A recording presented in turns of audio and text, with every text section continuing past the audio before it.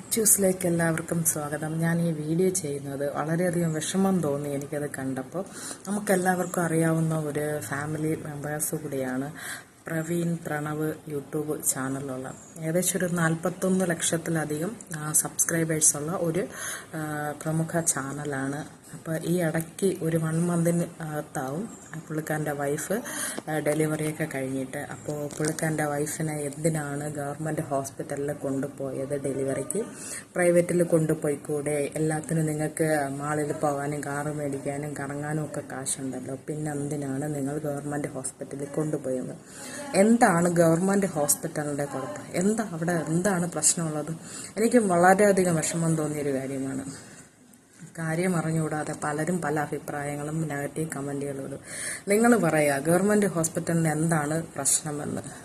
നിങ്ങളുടെ അഭിപ്രായം കമൻറ്റായി രേഖപ്പെടുത്തുക.